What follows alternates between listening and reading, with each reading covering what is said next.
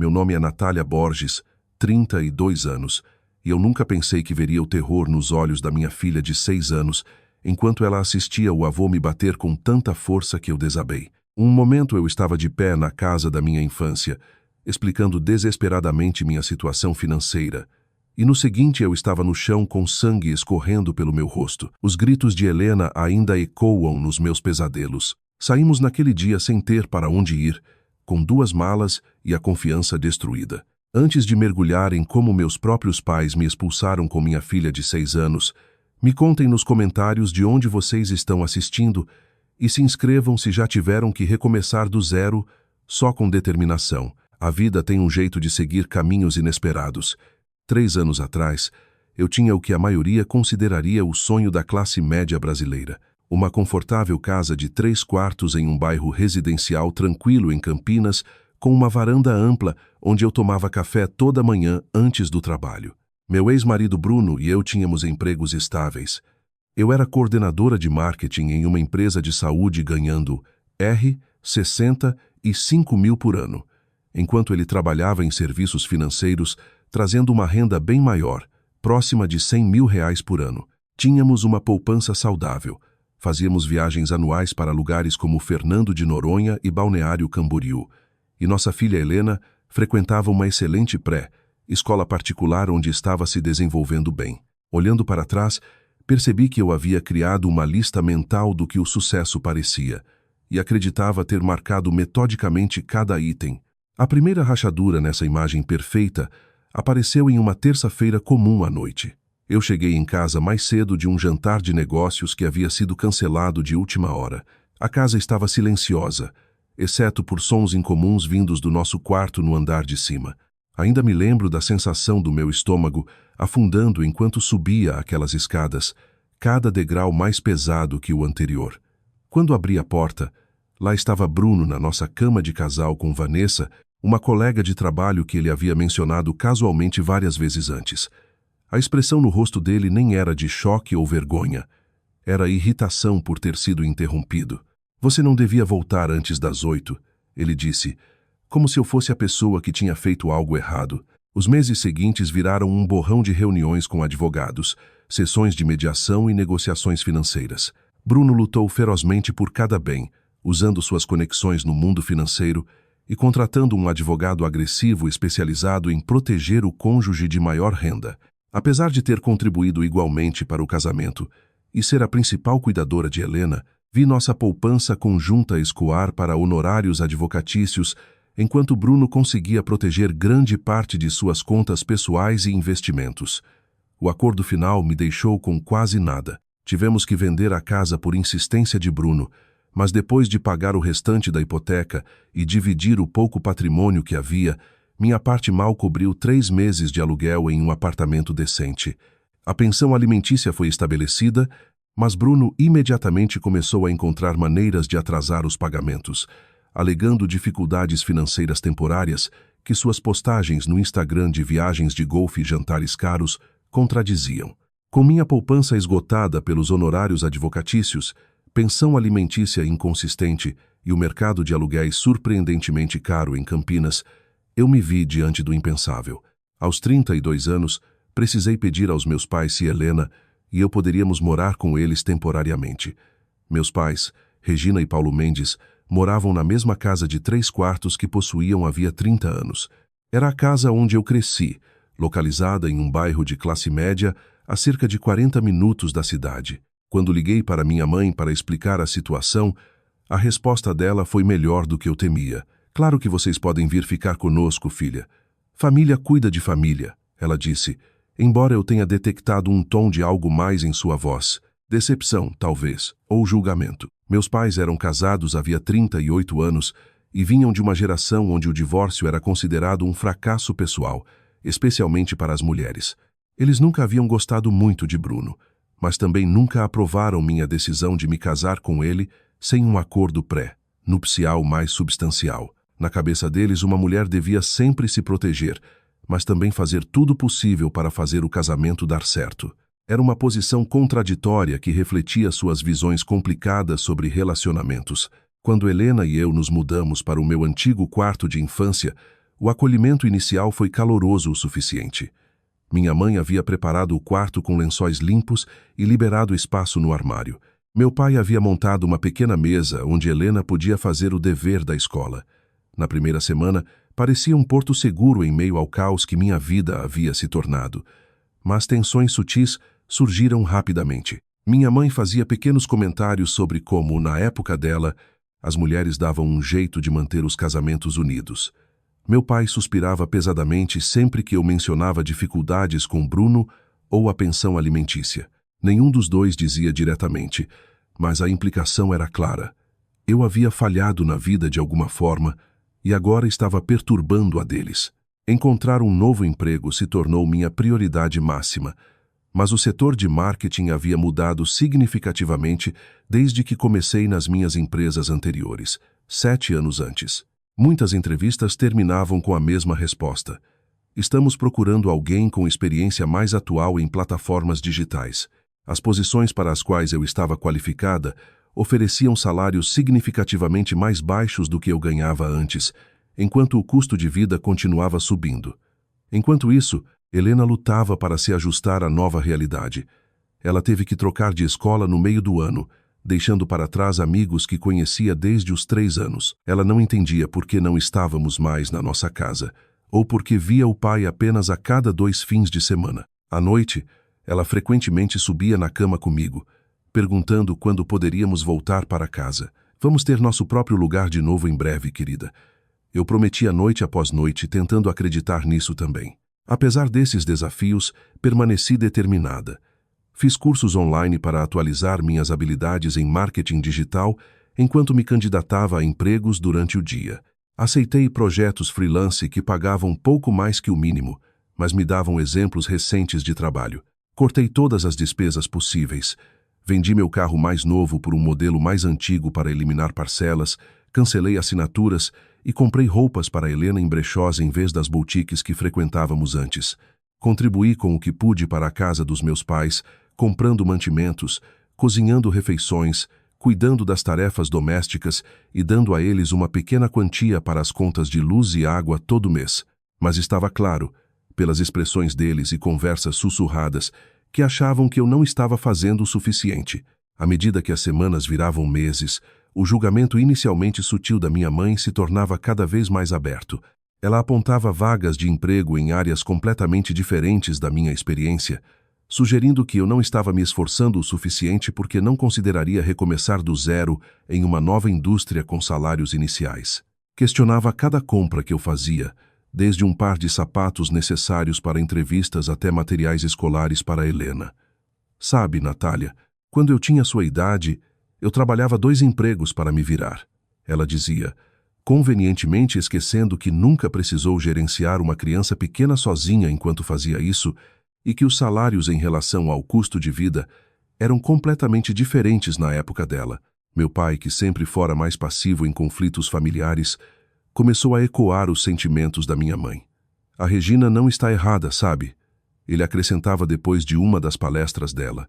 Você precisa ser mais prática sobre sua situação. O ressentimento crescente deles criava uma atmosfera de tensão constante. Eu comecei a me sentir como uma hóspede indesejada em vez de família. E pior, eu via como isso afetava a Helena. Minha criança brilhante e extrovertida se tornava mais quieta, mais cautelosa, especialmente perto dos avós. Ela sussurrava perguntas para mim em vez de falar normalmente, como se tivesse medo de chamar atenção para si mesma. Isso não era o porto seguro de que precisávamos enquanto reconstruíamos nossas vidas. Estava se tornando outra tempestade para enfrentar. 3 meses depois de nossa chegada, a atmosfera na casa dos meus pais havia se transformado de sutilmente desconfortável para abertamente hostil. Toda manhã começava com o escrutínio da minha mãe, enquanto eu preparava Helena para a escola e eu mesma para a busca de emprego. Deixando ela comer cereal com açúcar de novo, Regina comentava enquanto me via servir o café da manhã de Helena. Não é à toa que ela não consegue ficar quieta na aula. Na minha época, as crianças comiam comida decente e mostravam respeito adequado. Essas críticas se estendiam a todos os aspectos de nossas vidas. Minhas escolhas como mãe, minha estratégia de busca de emprego, Até o jeito como eu dobrava a roupa se tornavam alvos de desaprovação. Paulo, meu pai, raramente intervinha diretamente. Em vez disso, ele se retirava atrás do jornal ou de repente se lembrava de um trabalho no quintal que precisava de atenção imediata. Seu silêncio falava volumes. Depois de anos de casamento com Regina, ele havia aperfeiçoado a arte de evitar conflitos, mas seus acenos ocasionais de concordância durante os discursos dela deixavam sua posição clara. Ele também queria que fôssemos embora, só sem o confronto de dizer diretamente. As tensões financeiras continuavam a aumentar, apesar dos meus melhores esforços. Eu havia encontrado o trabalho de meio período como criadora de conteúdo para uma pequena agência de marketing, mas as R, 25 por hora por 20 horas semanais mal, cobriam as despesas escolares de Helena, meu seguro do carro, conta de telefone e a modesta contribuição para as despesas da casa que eu insistia em pagar. Sempre que eu gastava dinheiro em qualquer coisa além das necessidades absolutas, Regina notava e comentava: "Sapatos novos, Natália. Deve ser bom ter dinheiro sobrando enquanto mora de graça." Ela observava quando troquei meus sapatos de entrevista, completamente gastos por um par acessível da prateleira de liquidação. Tentei explicar que manter uma aparência profissional era essencial para entrevistas, mas ela descartava com um aceno de mão. Pessoas em dificuldade financeira de verdade não se preocupam com moda. Enquanto isso, eu tinha uma entrevista promissora com a empresa de saúde Horizonte para uma posição de gerente de marketing. O processo passou por 4 rodadas, cada uma mais encorajadora que a anterior. O salário discutido permitiria que Helena e eu nos mudássemos para nosso próprio lugar dentro de um mês após o início.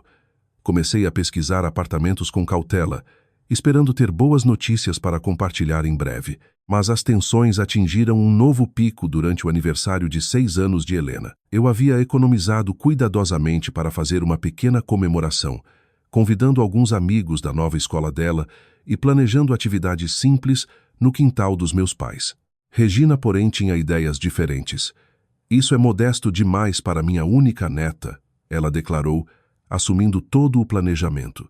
Convidou parentes distantes com quem eu mal falava, encomendou um bolo elaborado que custava mais que nosso orçamento semanal de mantimentos e comprou presentes caros que faziam meus materiais de arte, cuidadosamente escolhidos, parecerem inadequados. Quando expressei preocupação com o custo e a escala, ela me descartou.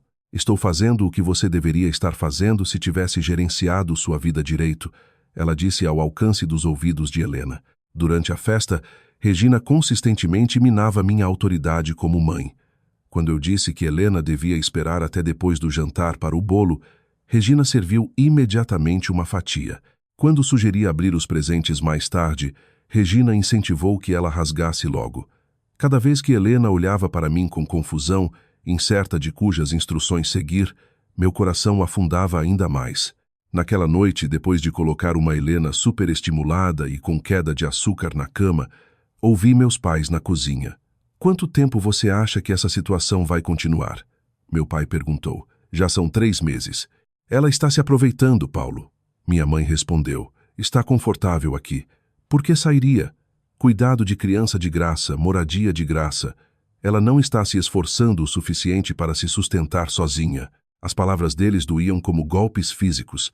Todo dia eu me candidatava a empregos, fazia cursos de capacitação, fazia networking e tentava ser uma boa mãe enquanto navegava pelas consequências emocionais do divórcio. A sugestão de que eu estava de alguma forma aproveitando essa posição dependente ou não me esforçando o suficiente para mudar parecia profundamente injusta. Na manhã seguinte, quando Regina criticou minha maternidade na frente de Helena, sugerindo que a relutância dela em comer o café da manhã se devia ao meu estilo permissivo de criação, algo dentro de mim se quebrou. "Mãe, podemos por favor discutir suas preocupações sobre minha maternidade em particular, não na frente de Helena?" Perguntei, mantendo a voz deliberadamente calma. "Não me diga como falar na minha própria casa", ela retrucou. "Se não gosta das minhas opiniões, talvez devesse encontrar outro lugar para morar." A tensão na sala era palpável. Helena parou de comer completamente, seu rostinho se contorcendo ao sentir o conflito. "Está tudo bem, querida", garantia ela. "Vovó e eu estamos só tendo uma conversa de adultos." "Não, ela deve ouvir isso." Regina continuou. Helena precisa entender que ações têm consequências. Sua mãe fez escolhas que levaram a essa situação, e agora todos estamos lidando com essas consequências. Eu me desculpei e tirei Helena da mesa, lutando contra as lágrimas enquanto a ajudava a terminar de se arrumar para a escola. No carro, ela fez uma pergunta que partiu meu coração. Mamãe, a vovó não gosta mais da gente? Eu fiz algo errado? Não, meu bem, garanti. Vovó e vovô nos amam muito. Às vezes os adultos ficam frustrados e dizem coisas que não querem dizer de verdade. Você não fez nada errado. Mas a verdade era mais complicada. Meus pais nos amavam, mas seu amor vinha com condições que eu não havia reconhecido até agora. Condições de conformidade com as expectativas deles e deferência à autoridade deles. Mesmo como mulher adulta com minha própria filha, o incidente me deixou me sentindo cada vez mais desesperada. Minha amiga Jéssica, que havia sido solidária durante todo o divórcio, ofereceu o que pôde. Babá ocasional, apoio emocional, indicações de emprego, mas com seu apartamento de um quarto e agenda de trabalho exigente, ela não podia oferecer moradia. Queria poder acolher vocês duas, ela disse durante um de nossos cafés, mas mal tem espaço para mim no meu lugar. Eu entendo, garanti. Só ter alguém que acredita em mim ajuda mais do que você imagina. Enquanto dirigia para casa naquela noite, notei o retraimento crescente de Helena. Outrora tagarela e exuberante, ela havia se tornado quieta e vigilante, uma pequena observadora de tensões adultas que não compreendia completamente, mas definitivamente sentia. Sua professora havia me enviado e-mail sobre a participação reduzida dela na aula, e 2 vezes naquela semana, ela pediu para ficar em casa da escola com queixas vagas de dor de barriga que pareciam desaparecer assim que eu concordava que ela podia ficar comigo em vez de ir para a casa dos meus pais depois da aula. O peso do fracasso pressionava sobre mim diariamente.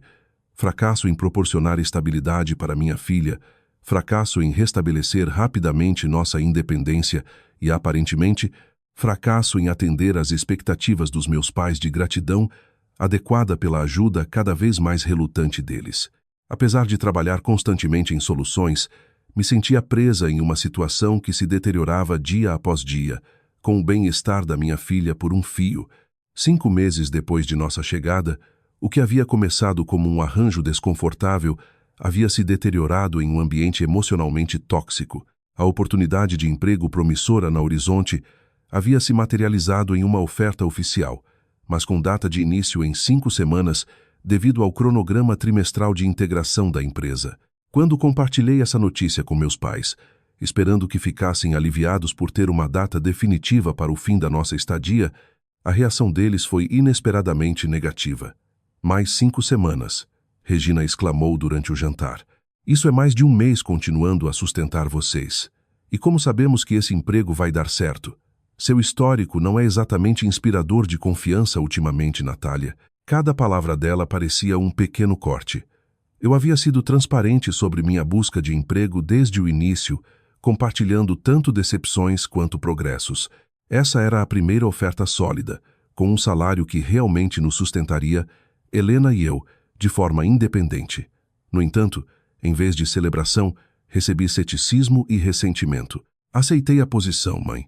O salário é bom, e já comecei a olhar apartamentos dentro do meu orçamento. Vamos sair do caminho de vocês antes que percebam. Já ouvimos essas promessas antes. Paulo interveio, me surpreendendo com sua crítica direta. Normalmente, ele deixava Regina liderar os confrontos. Primeiro, eram só algumas semanas, depois só alguns meses. Agora são só 5 semanas a mais. As metas ficam se movendo. A frente unida deles parecia uma traição. Eu nunca havia prometido um cronograma específico porque o mercado de trabalho e minha situação financeira eram imprevisíveis. Eu só havia prometido trabalhar diligentemente pela independência, o que estava fazendo. Enquanto isso, o estado emocional de Helena continuava a se deteriorar. Ela começou a ter pesadelos, acordando chorando várias vezes por semana. O pediatra havia notado perda de peso durante o check-up anual e fez perguntas diretas sobre estresse em casa. A conselheira da escola havia ligado para discutir os comportamentos de ansiedade crescentes de Helena. Roer unhas, enrolar o cabelo e relutância em participar de atividades em grupo. As crianças são barômetros sensíveis da tensão familiar. A conselheira explicou gentilmente. Elas absorvem a atmosfera emocional ao redor, mesmo quando os adultos acham que estão escondendo os conflitos. Eu sabia que ela estava certa. Apesar dos meus melhores esforços para proteger Helena da hostilidade crescente, as crianças sentem correntes emocionais subterrâneas. Cada silêncio tenso à mesa de jantar, cada conversa abruptamente encerrada quando ela entrava na sala, cada sorriso forçado e voz cuidadosamente modulada comunicava que algo estava errado. Como se a situação em casa não fosse estressante o suficiente, Bruno escolheu esse momento para me informar que estava reduzindo os pagamentos da pensão alimentícia. Ele alegou dificuldade financeira devido a perdas em investimentos. Embora suas redes sociais o mostrassem de férias em Gramado com Vanessa, agora aparentemente sua namorada. É temporário, ele me assegurou por telefone. Só até alguns investimentos renderem, talvez 3 ou 4 meses. Bruno, estou contando com esse dinheiro para as necessidades básicas de Helena. Argumentei, tentando manter a voz baixa para que meus pais não ouvissem. Você está morando com seus pais de graça, ele respondeu com desdém. Não é como se você tivesse grandes despesas agora. Eu queria explicar como nossa situação de moradia era humilhante e precária. Como todo dia parecia andar sobre ovos, mas sabia que ele não se importaria. Nossa filha estava alimentada e abrigada, e na mente dele isso era suficiente. A redução na pensão alimentícia significava atrasar meus planos de conseguir um apartamento imediatamente após começar o novo emprego. Eu precisaria de pelo menos 2 contra-cheques para cobrir o depósito de segurança e o primeiro mês de aluguel, adiando ainda mais nossa data de saída. O pensamento de contar aos meus pais sobre esse atraso me enchia de pavor. Antes que eu pudesse descobrir como abordar a situação, outra crise surgiu. Enquanto Helena e eu estávamos na reunião de pais e professores da escola dela, minha mãe tomou a liberdade de organizar nosso quarto compartilhado. Quando voltamos, encontrei meus documentos financeiros pessoais espalhados pela cama junto com recibos e extratos bancários. O que é isso? Perguntei, atordoada pela invasão de privacidade. Regina estava na porta, braços cruzados. Eu estava limpando e encontrei sua papelada. Estou preocupada com seus hábitos de gasto, Natália. Vi cobranças de restaurante na semana passada e de cafeteria quase todo dia. Se você está tão desesperada por dinheiro, talvez compras de luxo não devessem estar na sua agenda. O restaurante havia sido um sanduíche de R$10 em uma lanchonete durante uma entrevista de emprego que se estendeu pela tarde. As cobranças da cafeteria eram do único lugar com Wi-Fi confiável onde eu podia trabalhar em projetos freelance enquanto Helena estava na escola. O preço de usar o espaço por horas era um café de R$2. Nenhum dos dois se qualificava como luxo na definição de qualquer pessoa razoável. Você mexeu nos meus registros financeiros pessoais? Perguntei, lutando para manter a voz firme enquanto Helena observava de trás de mim. Esta é a minha casa. Tenho o direito de saber o que está acontecendo sob meu teto, especialmente quando afeta financeiramente, ela respondeu. A conversa deteriorou a partir daí, com Regina insistindo que sua invasão era justificada e minhas objeções provando que eu tinha algo a esconder. Quando sugeri que adultos merecem privacidade independentemente da situação de moradia, Paulo se juntou, apoiando a esposa como sempre. Sua mãe só está preocupada com seu futuro, ele disse. Talvez um pouco mais de transparência ajude a construir confiança. A ironia de ser repreendida sobre confiança por pessoas que haviam acabado de violar minha privacidade era quase demais para suportar. Consegui encerrar a conversa só porque Helena estava presente, prometendo discutir mais tarde quando não houvesse orelhinhas pequenas, ouvindo. Naquela noite, depois que Helena finalmente adormeceu, me sentei no banheiro, o único espaço privado disponível para mim, e tentei formular um plano. Com 5 semanas até o início do meu emprego e pensão reduzida, a independência imediata parecia impossível. Considerei pedir dinheiro emprestado a Jéssica, mas sabia que as finanças dela também eram apertadas. Pesquisei hotéis de estadia prolongada, mas as tarifas semanais esgotariam minha poupança antes mesmo de eu começar a trabalhar. Eu estava presa entre impossibilidade financeira e insustentabilidade emocional. Algo tinha que ceder, mas eu não via uma solução que não colocasse a estabilidade de Helena em risco ainda maior. A gota d'água veio 3 dias depois. Helena havia trabalhado em um projeto de arte para a escola, um diorama retratando minha família no qual ela havia colocado o coração, colando cuidadosamente pequenas figuras feitas à mão representando ela mesma, eu, os avós e até Bruno dentro de uma caixa de sapato que havia pintado e decorado. Ela trabalhara nele por dias e era para entregar na manhã seguinte.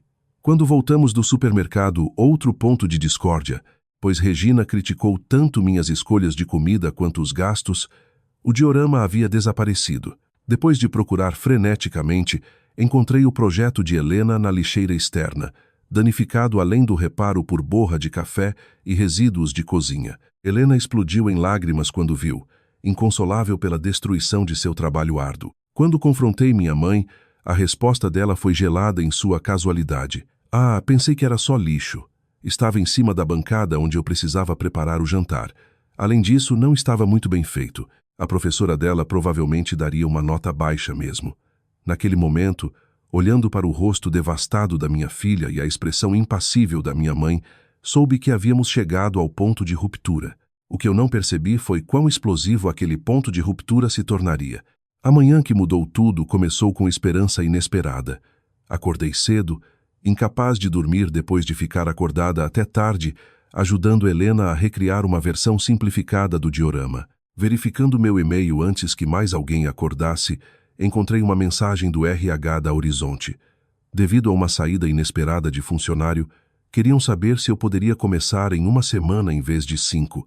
A posição vinha com o mesmo salário que havíamos discutido, 60 mil anuais, o suficiente para que Helena e eu vivêssemos de forma modesta, mas independente.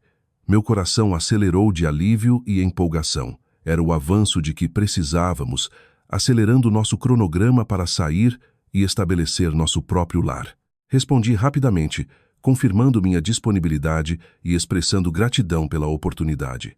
Enquanto preparava o café da manhã, me senti mais leve do que em meses. O caminho adiante finalmente estava claro. Uma semana gerenciando a situação atual, depois o início da nossa nova vida, decidi compartilhar a boa notícia com meus pais, esperando que pudesse aliviar as tensões durante nossos últimos dias juntos. Regina entrou na cozinha enquanto eu servia cereal para Helena, sua expressão já fixa na desaprovação agora familiar. Bom dia, mãe, eu disse, tentando ser alegre. Tenho uma ótima notícia. A Horizonte adiantou minha data de início. Vou começar na segunda-feira, que vem em vez do mês que vem. Em vez do alívio ou parabéns que eu esperava, o rosto de Regina permaneceu impassível. Bem, já era hora de algo dar certo, ela disse secamente. Embora eu só acredite quando vir o contra-cheque. Você já teve oportunidades promissoras antes. O descarte do meu feito doeu, mas eu estava determinada a manter uma atmosfera positiva pelo bem de Helena. É definitivo dessa vez. Já aceitei formalmente, completei a maior parte da papelada e o salário definitivamente vai nos sustentar em nosso próprio lugar. Regina apenas acenou com a cabeça e começou a fazer seu próprio café da manhã, virando as costas para mim em um gesto que parecia deliberado de desinteresse. O silêncio se estendeu desconfortavelmente enquanto Helena comia seu cereal, seus olhos indo e voltando entre nós como sempre durante momentos tensos. Como se fosse uma deixa, a mãozinha de Helena derrubou acidentalmente o copo de suco, espalhando o líquido laranja pela mesa e pingando no chão. Mas pior, parte respingou na toalha de mesa de renda antiga que Regina havia herdado da mãe dela, uma relíquia familiar que ela prezava. Desculpa, vovó. Helena chorou imediatamente, o rosto se contorcendo em antecipação à reação. Regina se virou, viu a mancha se espalhando e sua expressão se transformou de indiferença fria para a fúria em um instante.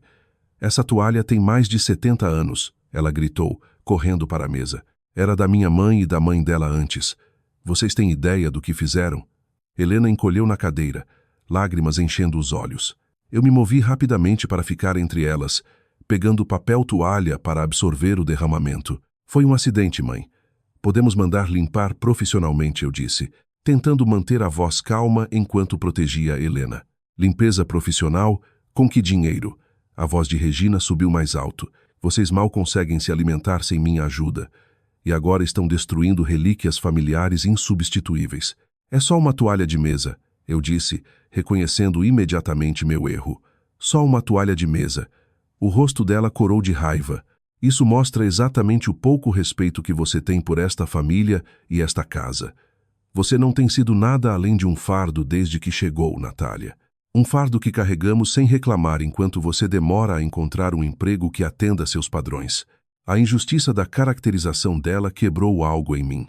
5 meses engolindo críticas, protegendo Helena da força total da desaprovação deles, trabalhando incansavelmente, enquanto era tratada como uma adolescente teimosa, em vez de uma adulta lidando com uma transição difícil. Tudo veio à superfície. Sem reclamar? Vocês não fizeram nada além de reclamar desde que chegamos. Todo dia, toda refeição, toda decisão que tomo está errada aos seus olhos. Estou fazendo tudo humanamente possível para nos colocarmos de pé depois de perder quase tudo no divórcio. Os olhos de Regina se estreitaram. Talvez se você tivesse sido uma esposa melhor, não teria havido divórcio em primeiro lugar. Sua geração desiste ao primeiro sinal de problema. A crueldade de me culpar pela infidelidade de Bruno me deixou momentaneamente sem palavras. Antes que eu pudesse responder, ouvimos a porta da frente abrir e fechar. Meu pai voltando da caminhada matinal. Paulo entrou na cozinha, sentindo imediatamente a atmosfera carregada. O que está acontecendo aqui? Regina se virou para ele, lágrimas agora escorrendo pelo rosto em uma performance que parecia calculada. Natália está permitindo que Helena destrua nossas coisas, enquanto me dá lições sobre como devo responder. A toalha de mesa dos Albuquerque está arruinada. O rosto de Paulo endureceu enquanto ele avaliava a cena. A toalha manchada, o rosto choroso de Helena, minha postura protetora e o sofrimento de Regina. Naquele momento, vi ele fazer a mesma escolha que havia feito ao longo do casamento deles. Ele ficou do lado da esposa. Independentemente da situação, isso já foi longe demais. Ele disse, a voz baixa, mas dura. Abrimos nossa casa para você. Apoiamos você nessa dificuldade, e é assim que recebemos gratidão, desrespeito e destruição de relíquias familiares. Foi um acidente, pai. Helena tem 6 anos.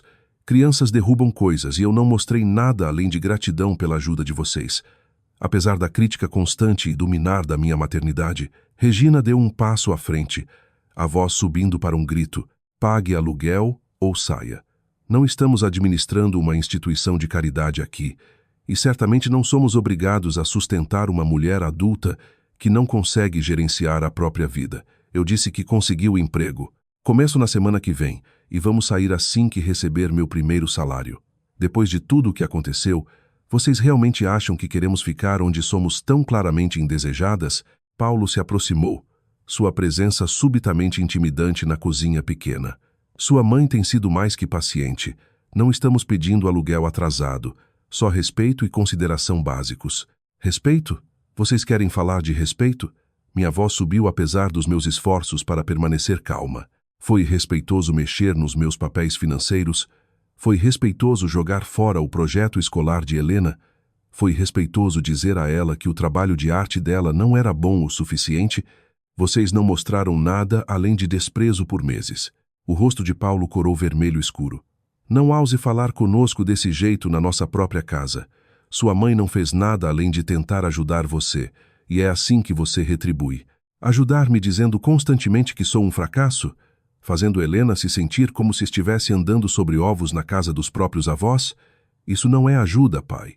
Isso é abuso emocional. A palavra abuso pareceu acionar algo no meu pai. A mão dele se moveu tão rápido que não tive tempo de reagir. O tapa acertou minha bochecha esquerda com força impressionante, me derrubando de lado. Perdi o equilíbrio, minha têmpora conectando com o canto da bancada da cozinha enquanto caía. Bate no chão com força, momentaneamente atordoada. Umidade quente escorria pelo meu rosto, sangue do lugar onde minha cabeça havia batido na borda da bancada. A cozinha caiu em silêncio, exceto pelos gritos aterrorizados de Helena, enquanto ela testemunhava a violência do avô. Mamãe! Ela chorou, correndo para onde eu estava deitada no linóleo. Mamãe, você está sangrando. O tempo pareceu suspenso enquanto todos processávamos o que havia acabado de acontecer. Paulo ficou congelado, olhando para a própria mão como se pertencesse a outra pessoa.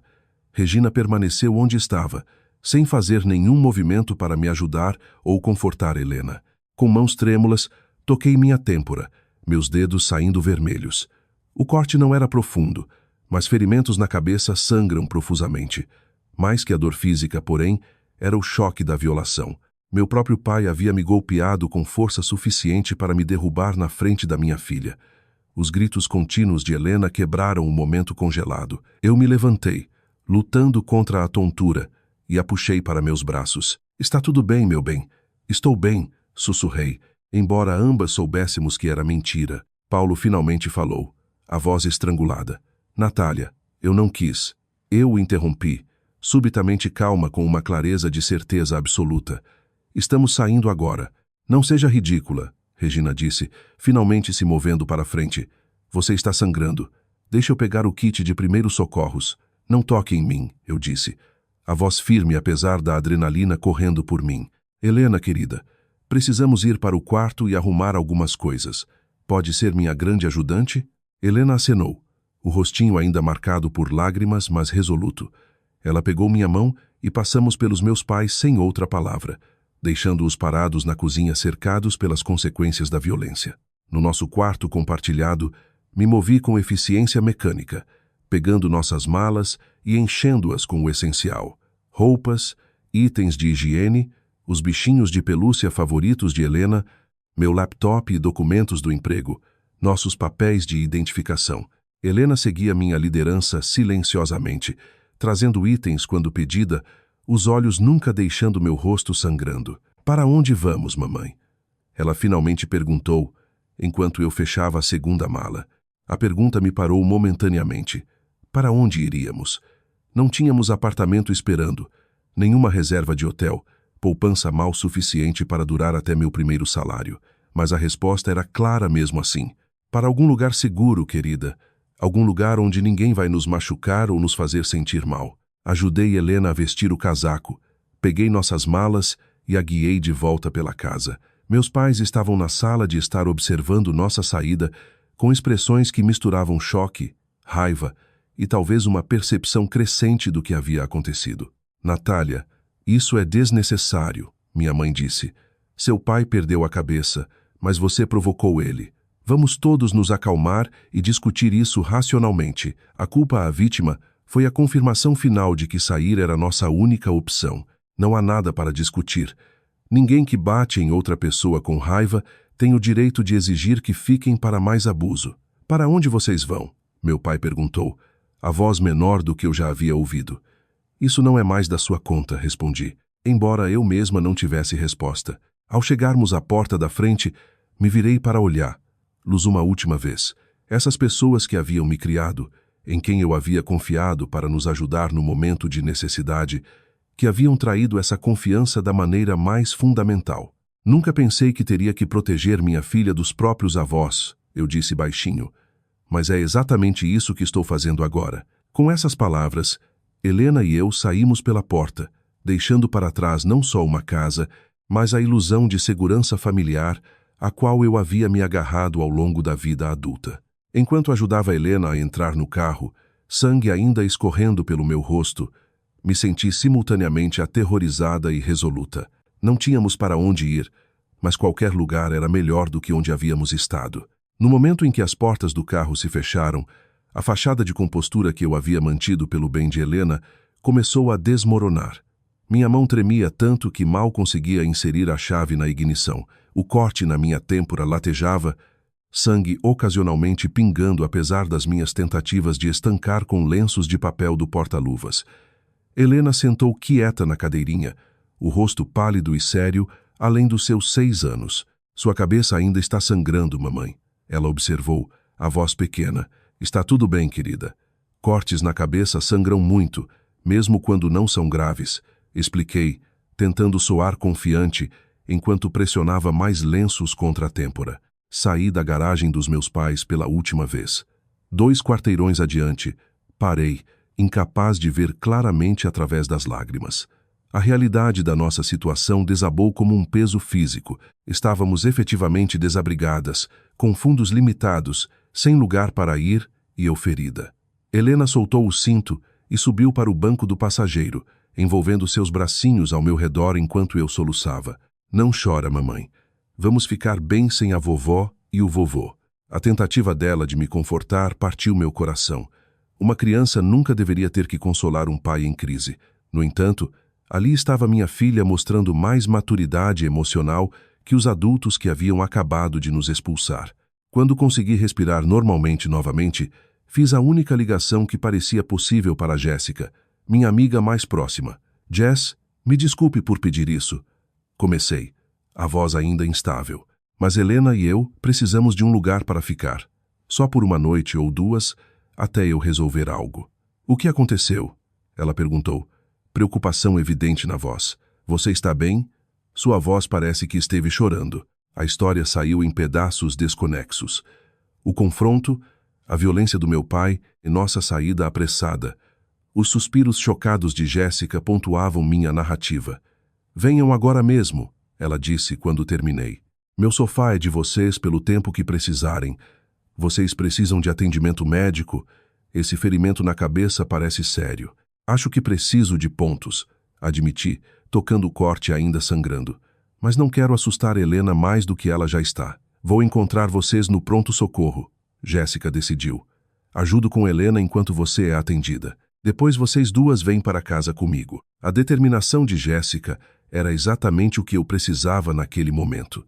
Alguém assumindo o comando quando eu me sentia incapaz de tomar outra decisão. Configurei o GPS para o pronto-socorro mais próximo e tentei preparar Helena para o que aconteceria. Precisamos que um médico olhe o corte da mamãe, expliquei. A tia Jéssica vai nos encontrar lá e ajudar a cuidar de você enquanto o médico me ajuda. Eles vão te dar um band-aid? Helena perguntou. Seu conceito de tratamento médico adoravelmente simples. Talvez algo um pouco maior que um band-aid. Sorri fracamente. Mas não vai demorar. No pronto-socorro, Jéssica já estava esperando no estacionamento. Ela arfou quando viu meu rosto, o lado esquerdo agora coberto de sangue seco da têmpora até o maxilar. Meu Deus, Natália! Ela sussurrou, tomando cuidado para manter a voz leve na frente de Helena. Seu pai fez isso. Acenei ligeiramente, incapaz de falar a afirmação em voz alta. A traição ainda parecia muito crua, incompreensível demais. Dentro, a enfermeira de triagem deu uma olhada no meu ferimento e nas circunstâncias. Uma mulher com ferimento na cabeça acompanhada de criança e amiga, sem marido ou familiar presente, e sua conduta profissional assumiu uma qualidade diferente. Ela me separou brevemente de Helena, que foi com Jéssica para a área de espera infantil, e fez perguntas diretas. Senhora, a senhora está segura agora? A pessoa que causou isso está presente na sua vida? Expliquei que havia saído da situação e não tinha intenção de voltar. Quando ela perguntou se eu queria registrar um boletim de ocorrência na delegacia da mulher, hesitei. O pensamento de acusar formalmente meu pai de agressão, de potencialmente vê-lo preso, parecia avassalador. Só quero levar os pontos e focar em encontrar moradia para minha filha e eu disse a ela. Ela acenou, respeitando minha decisão enquanto deslizava um panfleto sobre a Lei Maria da Penha, com o telefone da Delegacia da Mulher e da Rede de Acolhimento, na minha papelada de alta. Isso pode ser útil, disse baixinho. Tem um programa, o Novo Começo, com opções de moradia de emergência para situações exatamente como a sua. O médico confirmou o que eu suspeitava. O corte exigia 5 pontos para fechar limpo. Enquanto a anestesia local era injetada e os pontos colocados, eu olhava para o teto, tentando processar como a vida podia mudar tão rápido. Aquela manhã, eu estava celebrando uma oferta de emprego. Agora, estava desabrigada, ferida e separada da minha família de origem, talvez permanentemente. Quando chegamos ao apartamento de um quarto de Jéssica, os desafios práticos da nossa nova realidade se tornaram imediatamente aparentes. A pequena sala de estar mal acomodava um sofá de 2 lugares e mesa de centro. Não havia espaço para 2 pessoas dormirem confortavelmente, quanto mais armazenar nossos pertences arrumados às pressas. Eu durmo no chão. Você e Helena ficam com o sofá. Jéssica ofereceu, já pegando cobertores extras do armário de roupa de cama. De jeito nenhum. Já impusemos o suficiente. Helena e eu nos viramos no sofá, insisti. Aquela primeira noite foi quase sem sono. Helena finalmente cochilou por volta das 23, encolhida contra mim no sofá estreito, mas eu permaneci acordada, olhando para o teto desconhecido. Minha têmpora latejava apesar do analgésico, mas o desconforto físico empalidecia comparado à turbulência emocional. Raiva, traição, medo, vergonha e determinação ciclavam por mim em ondas exaustivas. Como meu pai pôde me bater? Como minha mãe pôde ficar parada, sem oferecer ajuda, e depois me culpar por provocar a violência? O que eu diria a Helena sobre os avós agora? Como criaria estabilidade para ela quando me sentia tão completamente desestabilizada? Amanhã trouxe preocupações práticas para o primeiro plano. Precisávamos do resto dos nossos pertences da casa dos meus pais: roupas, materiais escolares, documentos importantes. O pensamento de voltar lá me deixava fisicamente enjoada, mas a necessidade superava o medo. O namorado de Jéssica, Miguel, um homem gentil e grande que trabalhava como fisioterapeuta, se ofereceu para ajudar. "Vou com você", ele disse no café da manhã. "Seus pais não vão tentar nada comigo lá." A presença dele foi tranquilizadora enquanto dirigíamos de volta para a casa. Regina atendeu a porta, sua expressão se apertando quando me viu. O hematoma ao redor da minha têmpora com pontos havia florescido durante a noite em um roxo vívido, tornando o ferimento impossível de ignorar. "Viemos buscar as coisas de Natália e Helena", Miguel afirmou simplesmente, seu corpo de 1,93 bloqueando a entrada. "Paulo não está em casa", Regina disse, como se aquela informação devesse mudar nosso propósito. "Ótimo", respondi, encontrando minha voz. "Vamos ser rápidos." Ela saiu do caminho sem palavras, observando enquanto reuníamos eficientemente os pertences que não couberam na nossa saída inicial. A mochila escolar de Helena, minhas roupas profissionais, os pequenos objetos que nos conectavam a tempos mais felizes. Miguel fez várias viagens até o carro enquanto eu indicava o que precisava ser levado. Na pressa de Helena para pegar seus tesouros, algo foi esquecido. Brownie, o ursinho de pelúcia gasto com quem ela dormia desde a infância. Só descobriríamos essa falha na hora de dormir, quando o pânico dela acionaria o primeiro de muitos pesadelos.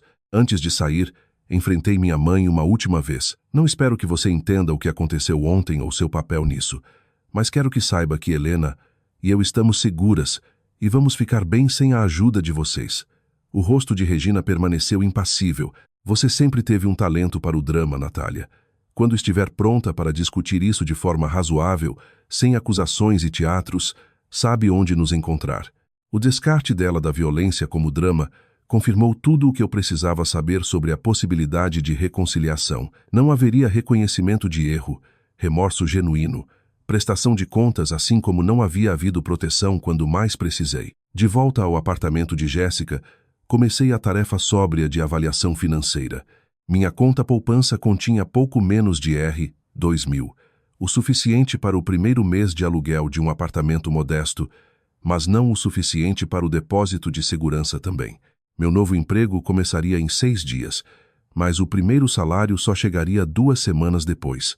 A pensão alimentícia reduzida de Bruno complicava ainda mais as coisas. Quando liguei para atualizá-lo sobre nossa situação, esperando que a gravidade pudesse motivar alguma consideração financeira, a resposta dele foi previsivelmente egoísta. "Isso parece realmente desafiador, mas estou lidando com meus próprios problemas financeiros agora", ele disse suavemente. "Talvez seus pais só precisem de espaço." Já pensou em se desculpar? A sugestão de que eu deveria me desculpar com pessoas que nos haviam expulsado e me agredido fisicamente era tão absurda que nem consegui responder. Encerrei a ligação sem discussão adicional. Jéssica e Miguel foram incrivelmente solidários, insistindo que ficássemos com eles até eu receber meu primeiro salário. Mas o pequeno apartamento deles já estava sobrecarregado com a adição de 2 pessoas. Miguel tecnicamente morava em outro lugar, mas estava dormindo lá para ajudar, criando um ambiente apertado que estressava todo mundo apesar das melhores intenções. "Precisamos olhar todas as opções", Jéssica disse gentilmente na nossa terceira noite lá. "Que tal um abrigo para mulheres temporariamente, só até seu emprego começar?" A sugestão acertou um nervo. Um abrigo representava um nível de crise que eu não estava pronta para reconhecer. Uma declaração pública de destituição e vulnerabilidade. Meu orgulho se rebelava contra a ideia, embora eu soubesse que poderia ser a solução mais prática. "Deixa eu ver o que mais consigo encontrar primeiro", eu disse, já pesquisando hotéis de estadia prolongada e aluguéis de curto prazo no meu laptop. As opções eram desanimadoras. O hotel de estadia prolongada mais barato consumiria toda a minha poupança antes de eu receber o primeiro salário. Aluguéis de curto prazo exigiam depósitos substanciais e verificação de renda que eu ainda não podia fornecer. Apartamentos tradicionais exigiam comprovação de renda, fiador ou seguro-fiança, além de caução equivalente a até 3 meses de aluguel. Enquanto Helena dormia inquieta ao meu lado no sofá aquela noite, finalmente aceitei que o orgulho era um luxo que eu não podia pagar. A estabilidade da minha filha importava mais que meu desconforto em aceitar ajuda institucional. Na manhã seguinte, liguei para o número no panfleto que a enfermeira do pronto-socorro havia fornecido. Novo começo, moradia transitória. Uma voz calorosa atendeu. Como posso ajudar hoje? Meu nome é Natália. Comecei, a voz pouco acima de um sussurro. Minha filha de 6 anos e eu precisamos de um lugar para ficar. Saímos de uma situação insegura e estou começando um novo emprego em breve, mas não temos para onde ir até poder pagar um apartamento. Você ligou para o lugar certo, a mulher me assegurou. Vamos conversar sobre como podemos ajudar. Meu primeiro dia na Horizonte chegou em circunstâncias que eu nunca poderia ter antecipado ao aceitar a posição. Em vez de me deslocar da casa dos meus pais, no bairro tranquilo onde cresci, como planejado, saí da moradia transitória Novo Começo, onde Helena e eu havíamos recebido um quarto pequeno, mas privado 3 dias antes. A instalação era limpa e segura, oferecendo mais dignidade do que eu esperava, mas era inconfundivelmente institucional. Banheiros compartilhados, horários de refeições agendados e toque de recolher rigoroso lembravam os residentes de nossas circunstâncias precárias. Helena havia ficado quieta desde nossa chegada, absorvendo mais uma grande mudança com a resiliência que as crianças de alguma forma conseguem invocar. Você está bonita, mamãe, ela disse naquela manhã, me observando passar maquiagem para cobrir o hematoma ainda visível ao redor dos pontos. Eu havia escolhido um penteado que escondia parcialmente o ferimento, mas nada podia esconder completamente a evidência do que havia acontecido. Obrigada, querida, respondi, ajoelhando ao nível dela. Lembre-se, você vai ficar no programa infantil hoje, enquanto eu estiver no trabalho. A tia Fernanda disse que vocês vão fazer projetos de arte e brincar com as outras crianças. Helena acenou solenemente. As outras crianças vão saber que estamos desabrigadas? A pergunta apunhalou meu coração. Não estamos desabrigadas, Helena. Temos uma casa temporária enquanto esperamos nosso novo apartamento. É como uma estadia bem longa em hotel. Ela pareceu aceitar essa explicação, embora eu me perguntasse o que ela realmente entendia sobre nossa situação. A equipe do abrigo havia sido maravilhosa com ela, especialmente a coordenadora do programa infantil, que tinha experiência ajudando crianças a processar transições familiares e trauma. Na Horizonte, projetei confiança que não sentia, apertando mãos firmemente com novos colegas e expressando entusiasmo pelas campanhas de marketing que gerenciaria. Ninguém precisava saber que eu havia passado a noite anterior em uma cama de solteiro estreita em um abrigo, ou que meu guarda-roupa profissional estava atualmente guardado em sacos de lixo em um armário compartilhado. No meio da manhã, porém, notei minha nova colega Simone me observando com atenção incomum. Durante o almoço, ela se aproximou da minha mesa com gentileza direta. Espero não estar ultrapassando, começou. Mas você está bem? Isso parece ter sido um ferimento feio.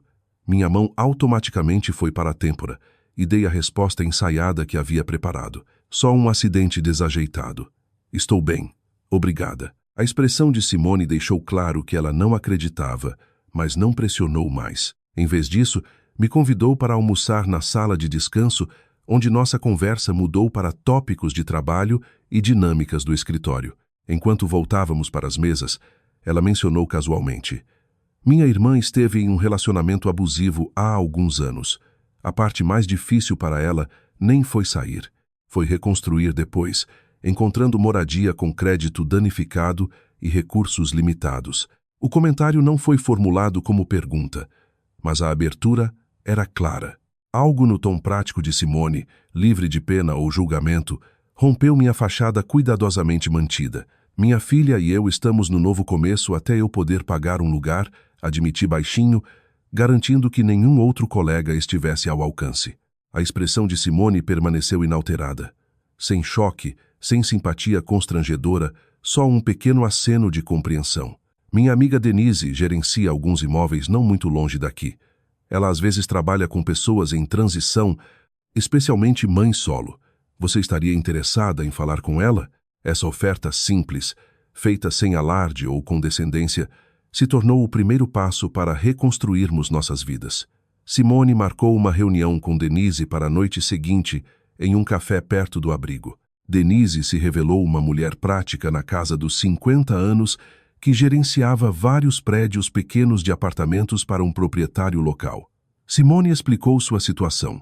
Ela disse após breves apresentações: "Tenho uma unidade de um quarto disponível em um prédio a cerca de 15 minutos do seu escritório.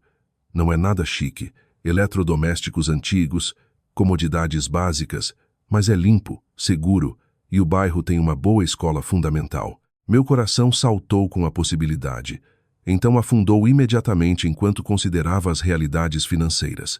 Não vou receber meu primeiro salário por mais uma semana e meia, e não tenho o suficiente guardado para depósito de segurança mais o primeiro mês de aluguel. Denise acenou sem surpresa. O proprietário com quem trabalho permite parcelamento do depósito em certas circunstâncias. Você paga o primeiro mês adiantado, depois adiciona R$100 a cada mês seguinte até o depósito ser coberto. Precisamos verificar seu emprego, claro. O arranjo soava bom demais para ser verdade. Por que o proprietário estaria disposto a fazer isso? Ele foi criado por uma mãe solo que lutou para encontrar moradia. Denise explicou simplesmente. Agora que é bem-sucedido, essa é a forma dele retribuir. Tivemos muito poucos problemas com essa abordagem. Pessoas que recebem uma chance tendem a ser inquilinas excepcionalmente confiáveis. 2 dias depois, após verificação de emprego e uma breve visita ao imóvel, assinei o contrato de locação para nosso novo apartamento. A unidade era de fato básica, paredes bege, carpete gasto, cozinha datada, mas representava a independência e segurança de uma forma que tornava esses detalhes irrelevantes. Helena e eu podíamos nos mudar imediatamente. A equipe do abrigo nos ajudou a transportar nossos pertences limitados para o apartamento. De pé na sala vazia depois que eles saíram, a magnitude de recomeçar completamente aos 32 anos se tornou avassaladoramente aparente. Não tínhamos móveis, utensílios de cozinha mínimos, nem mesmo cortina de box ou toalhas de banho. Naquela noite, Helena e eu comemos pizza delivery sentadas no chão, usando nossas malas como mesas improvisadas. "É como acampar dentro de casa", Helena declarou, vendo aventura onde eu via apenas escassez. O próximo desafio surgiu quando precisei atualizar a escola de Helena sobre nosso novo endereço e situação. Sentada diante da diretora e do conselheiro escolar, lutei para explicar nossas circunstâncias sem revelar muito do trauma envolvido. "Tivemos uma situação familiar que exigiu que nos mudássemos de repente", comecei cautelosamente. Marcos, o conselheiro escolar, gentilmente interrompeu. "Sradra Borges, qualquer informação que compartilhar nos ajuda a apoiar Helena adequadamente. Tudo permanece confidencial." Algo na gentileza profissional dele rompeu minha reserva. Me vi explicando o esboço básico do que havia acontecido. O conflito com meus pais, a agressão, nossa estadia temporária no abrigo e nossa mudança recente para um apartamento. Em vez do julgamento que temia, ambos os educadores responderam com apoio prático. A diretora me conectou com um programa que fornecia materiais escolares e mochilas. Marcos se ofereceu para verificar Helena regularmente e sugeriu recursos de terapia lúdica cobertos pelo meu novo plano de saúde. "As crianças são notavelmente resilientes", ele me assegurou, "especialmente quando têm um pai ou mãe consistente e amoroso guiando-as pelas dificuldades. Helena tem sorte de ter você defendendo-a com tanta força." As palavras dele foram a primeira validação profissional que recebi da minha maternidade desde o divórcio. Um contraste bem-vindo com a crítica constante da minha mãe. Talvez eu não estivesse falhando com Helena tão dramaticamente quanto temia. Nossa primeira noite no apartamento trouxe emoções mistas. A liberdade de ter nosso próprio espaço novamente era eletrizante. Mas uma vez que Helena adormeceu no nosso colchão improvisado de cobertores no chão, o silêncio amplificava minha ansiedade. Todo o barulho inesperado do prédio me assustava. Verifiquei a tranca da porta repetidamente. Quando finalmente cochilei, pesadelos de cair e não conseguir proteger Helena me acordavam repetidamente, coração acelerado e corpo encharcado de suor.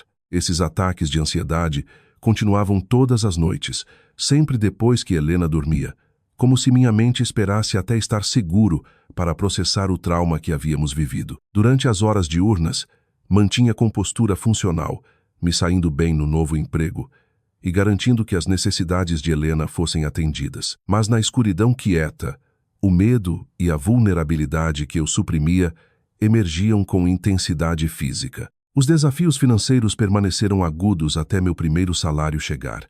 Eu havia esgotado minha poupança no primeiro mês de aluguel, deixando mal o suficiente para mantimentos e gasolina para ir ao trabalho. Calculava cada despesa meticulosamente, fazendo escolhas impossíveis entre necessidades igualmente importantes.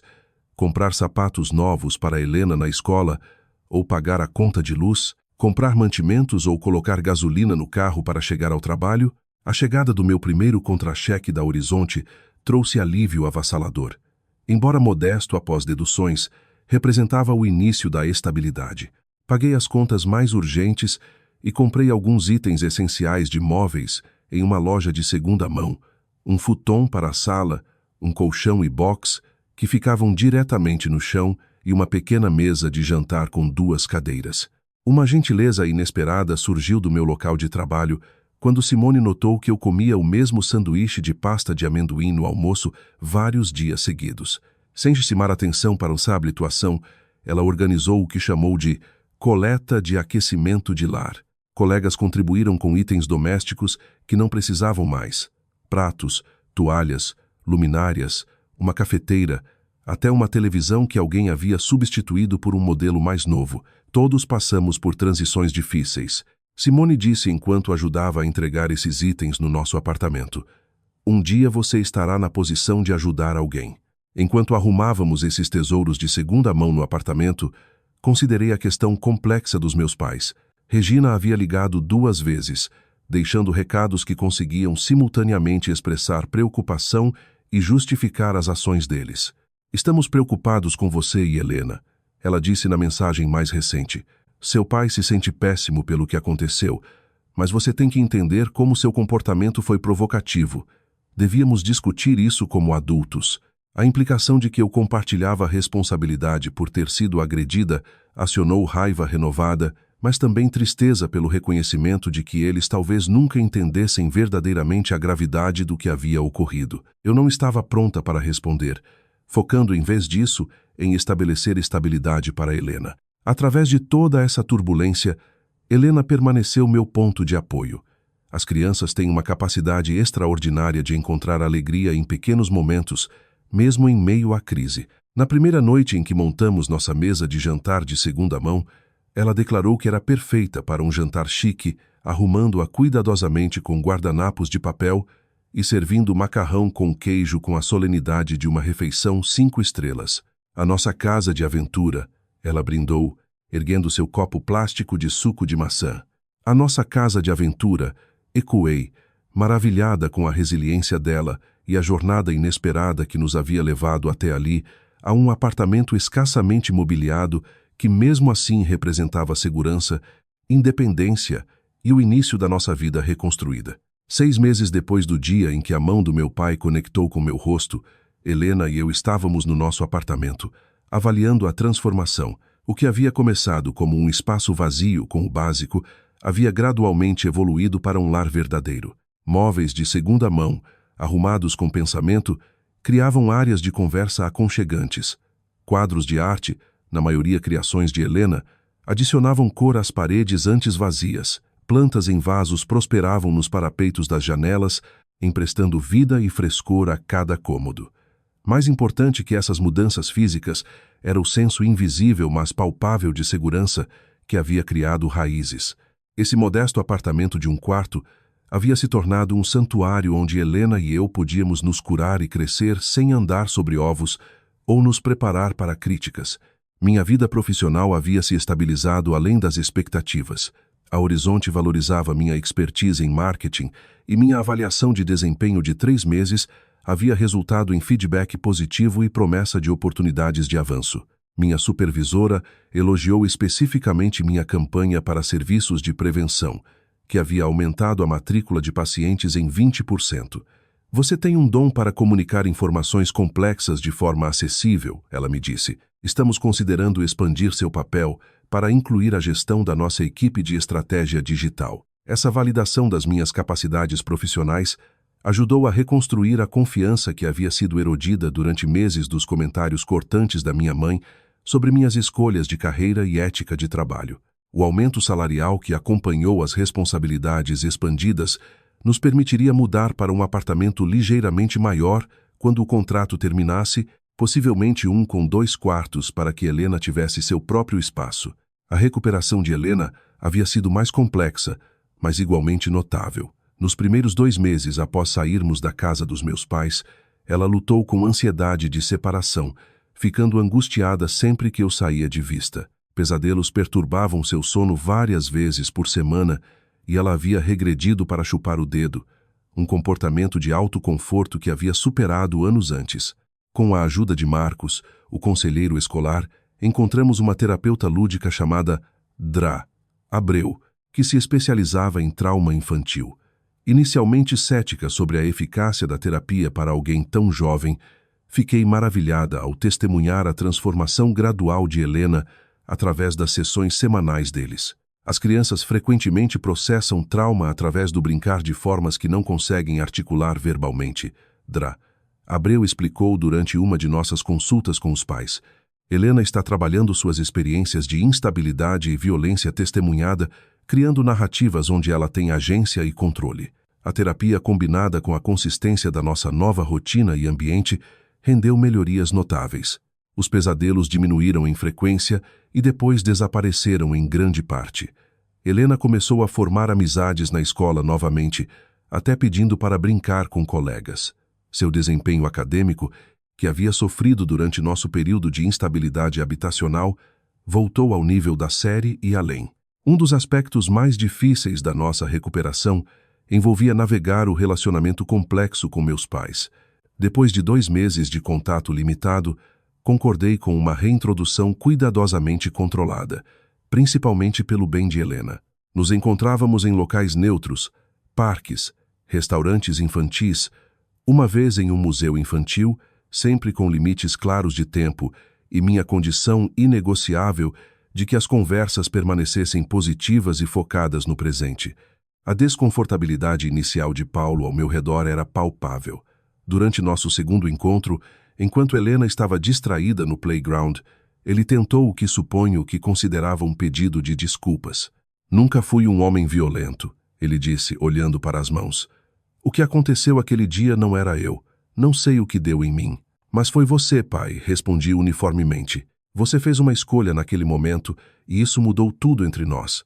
Não posso fingir que não aconteceu ou que foi alguma aberração que não reflete quem você realmente é. O que você quer de mim, Natália? Ele perguntou, confusão genuína na voz. Eu disse que sinto muito. Oferecemos ajuda financeira. O que mais posso fazer? A pergunta dele revelava o desconexo fundamental. Na mente dele, um pedido de desculpas e dinheiro deviam apagar a violência e o abuso emocional. Ele não conseguia entender que a confiança, uma vez quebrada tão profundamente, não podia ser reparada só com palavras ou assistência financeira, que vinha com cordas implícitas. Não quero nada de vocês, expliquei. Estou permitindo essas visitas porque Helena ama os avós e precisa saber que relacionamentos familiares podem se curar. Mas cura leva tempo e mudança de comportamento consistente, não só desculpas. Regina lutava ainda mais com os novos limites. Ela continuava a tentar críticas disfarçadas de preocupação, embora tomasse cuidado para não cruzar as linhas que eu havia estabelecido claramente. Helena parece-se um pouco magra, ela podia comentar. Tem certeza de que está comendo proteína suficiente? No início das nossas tentativas de reconciliação, tais observações teriam acionado respostas defensivas. Agora, eu simplesmente as reconhecia sem engajamento emocional. O pediatra dela está satisfeito com a curva de crescimento, mas obrigada pela preocupação. Essa resposta neutra, que não aceitava crítica nem escalava conflito, gradualmente diminuiu a frequência dos comentários dela. Ela parecia perceber que seus métodos anteriores de controle não funcionavam mais, embora eu duvidasse que compreendesse completamente o porquê. Nosso progresso mais significativo veio através da rede inesperada de apoio que se formou ao nosso redor. Simone do Trabalho me apresentou a um grupo de mães solo que se reunia semanalmente, fornecendo tanto assistência prática quanto validação emocional. Através dessas reuniões, me conectei com outros adultos reconstruindo vidas após rompimentos de relacionamentos ou afastamentos familiares. A parte mais difícil é aceitar que a história que você achava que estava vivendo não é a história em que você realmente está, disse Tânia, uma membro do grupo que havia saído de um casamento abusivo 2 anos antes.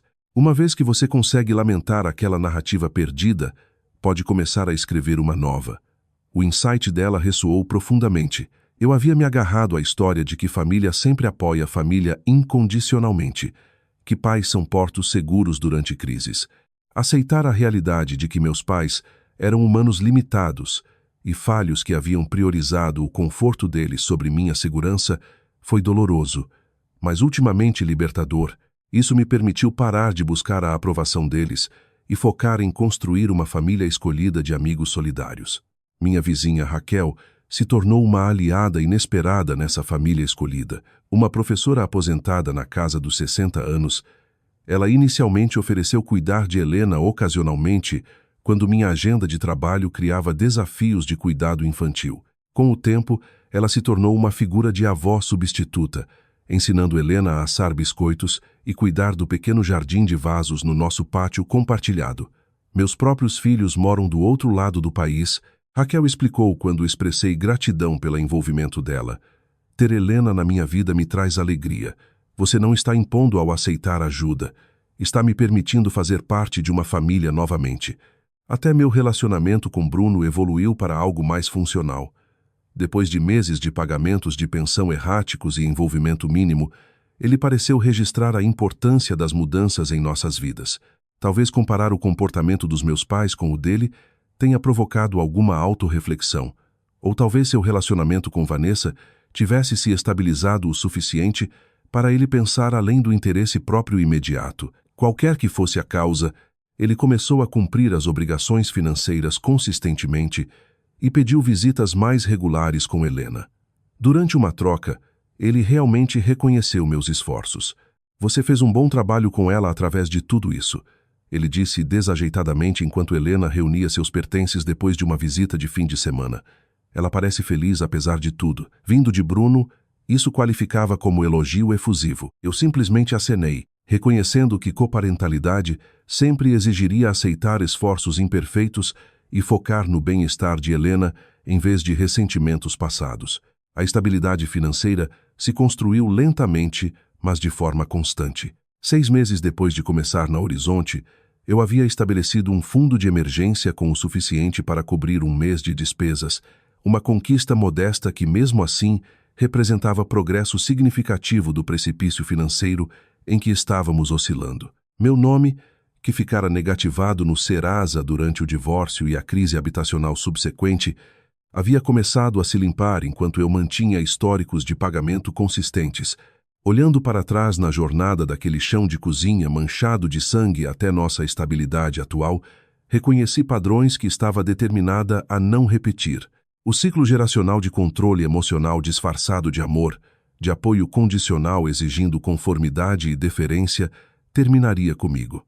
Helena cresceria entendendo que amor não exige perfeição ou obediência, que família verdadeira, seja biológica ou escolhida, apoia o crescimento em vez de punir a independência. Uma noite, enquanto Helena e eu preparávamos o jantar na nossa cozinha pequena, ela fez uma pergunta que revelou seu próprio processamento da nossa experiência. Mamãe, você ainda está brava com a vovó e o vovô? Pausei, considerando como responder com verdade enquanto permanecia apropriada para a idade. Não estou mais brava, mas ainda estou triste pelo que aconteceu. Às vezes, pessoas que amamos cometem erros grandes que mudam relacionamentos para sempre. Estou tentando construir um novo tipo de relacionamento com eles que se sinta seguro para nós duas. Ela acenou seriamente, mexendo o molho de macarrão com concentração focada, como quando quebrei a pulseira da Mati na escola, e ela ficou muito brava. Mas depois fizemos um contrato de amizade para ainda podermos ser amigas, mas com regras. A capacidade das crianças de encontrar paralelos relevantes nunca deixa de me maravilhar. Isso é, na verdade, uma comparação muito boa, querida. Às vezes precisamos de novas regras nos relacionamentos depois que a confiança é quebrada. Fico feliz que temos nossa própria casa agora. Ela acrescentou após um momento. Gosto que ninguém grita aqui. Sua observação simples abrangia tudo o que eu havia trabalhado para alcançar. Não só abrigo físico, mas segurança emocional. Nosso apartamento pode ser modesto pelos padrões convencionais, mas fornecia a segurança e a paz que nenhuma vantagem material poderia substituir. Enquanto nos sentávamos para nossa refeição simples, refleti sobre a força que havia descoberto através da adversidade. A mulher que havia chegado ao novo começo com pontos na têmpora e uma criança traumatizada estava desesperada, mas determinada. 6 meses depois, aquela determinação havia se manifestado como um lar estável, carreira promissora e relacionamentos em cura. A jornada não estava completa. A recuperação raramente segue um caminho linear, mas a fundação era sólida. No que você está pensando, mamãe? Helena perguntou, notando meu momento de introspecção. Estou pensando em como estou orgulhosa de nós, respondi com verdade. Passamos por coisas realmente difíceis, mas ficamos fortes juntas. Helena sorriu, revelando o espaço onde havia perdido um dente recentemente. Somos uma boa equipe, a melhor equipe. Concordei, estendendo a mão para apertar a dela. Nossa história não era a que eu teria escolhido ou esperado. Do conforto de uma casa de bairro tranquilo para o acolhimento em um abrigo no espaço de um ano, nunca esteve no meu plano de vida. Mas dentro dessa narrativa inesperada, descobri reservas de resiliência que nunca soube que possuía e construí conexões baseadas em apoio autêntico em vez de obrigação. Mais importante, mostrei a Helena que segurança e dignidade são direitos inegociáveis, que amor sem respeito não é realmente amor e que às vezes a família que construímos importa mais que a família em que nascemos. Você já teve que reconstruir sua vida ou confrontar membros da família que não estavam te tratando direito? Adoraria ouvir suas histórias nos comentários abaixo. Às vezes saber que não estamos sozinhos nessas jornadas difíceis pode ser incrivelmente curador. Se essa história ressoou com você, por favor dê like e se inscreva para ouvir mais histórias de resiliência e recuperação. E lembre-se, você merece segurança e respeito em todo relacionamento, seja de sangue ou não. Obrigada por ouvir e desejo força na sua própria jornada, quaisquer que sejam os desafios que você possa estar enfrentando.